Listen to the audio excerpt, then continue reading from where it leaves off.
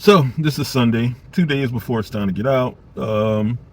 So the question you'll see in the thumbnail is going to say, is this God's plan? Because right at this particular moment, visually, we don't see a place that we have to go to stay. We can try an extended stay, which costs a lot of money, is real cramped.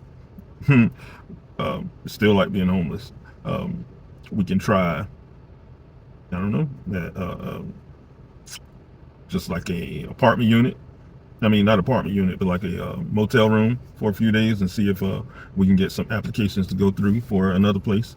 It's kind of hard when your rental history has been basically getting to the point of eviction and avoiding eviction and all of that kind of stuff. You know, that stuff comes back to reflect, humanistically speaking, you know, with my eyes. That's how I see it. Comes back to reflect on you. So just trying to figure this whole thing out. But at the same time, keeping extreme faith, knowing that somehow God's going to work this thing out. It's not going to go to where there's a victory in this. I said to God a long time ago, God, make me be the example of your power. Not that I am great at anything, you know, when it comes to the greatness of God. I'm not. But a lot of times we sing, preach, speak, talk about those amazing victories and that happened during the biblical times. And then we sometimes see certain preachers talk about how God has brought them out of a situation.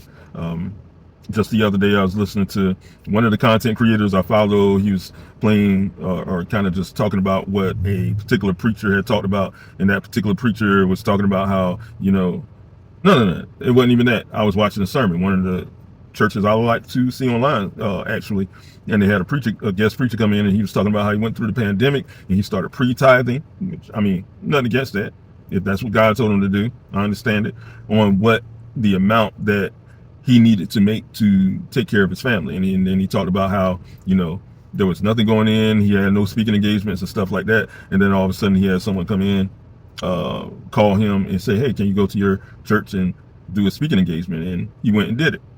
So that was very interesting. I mean, cool. And I'm not disclaiming or trying to go against anything he said. And then he said, then that message was heard. And then a friend of that pastor saw the message and then called him up and said, hey, I got a bigger church. I'd like for you to do the same thing for us, and we're going to pay you more. And it worked that way for him. And that's all well and good. And like I said, I'm not saying it's not true.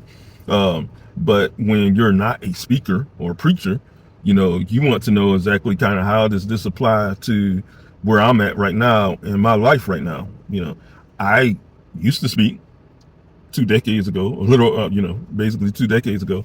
I don't speak anymore. I hadn't preached in forever.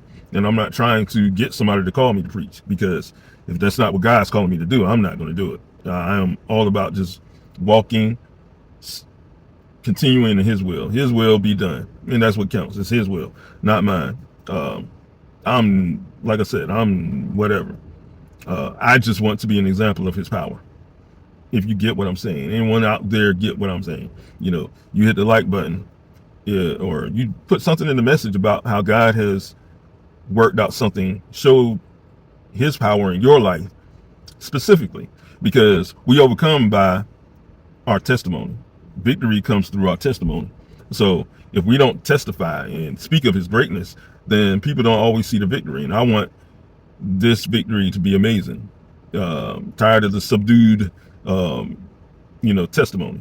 I want it to be an amazing testimony that can really hit the heart of someone else. That's why this channel was started. One of the reasons why, the other reason, so my grandchildren, great grandchildren, and all of that can see the greatness of Jesus. But in this present moment, is so that we can share about the greatness of Jesus, and so that non-believers can see this channel and be like, whoa, what is going on? This is crazy. That dude's crazy. But then see the victory of Jesus and see the testimony of it and know that, wow, that's amazing. What is this all about? What is Jesus all about? What is this Christian life all about? What is this life all about of someone that's not blaming the world for their problems and their sorrows? What is this life about of someone that's not blaming their skin complexion or their gender or their faith in Jesus, not blaming the world about it coming against it? What is this life of someone who's not saying, oh, the devil's busy and all of that, but talking about the victory of Jesus? That's where I'm at. Where are you at in your walk if you're a Christian? If you're not, where are you at with what's going on in your life? I want people to be able to see that, wow, even in the midst of this craziness, of this mess, whether it be mess that comes upon us or mess that we happen to come upon because of whatever we do and whatever we go through, however we operate. What is this life about? About joy in the midst of a shambles. You know, that's what I want this channel to be all about, and that's what it is all about. So I'm hoping and praying that maybe the next time I do another video drop, another podcast, or what I like to call servecast, because I feel like it's something that I'm serving. I'm all about being a servant. I want to see how, I want you to see the next time, wow, it's amazing. Look what Jesus just did. Look at the victory that came for them. That's what I want. And that's what I'm believing in.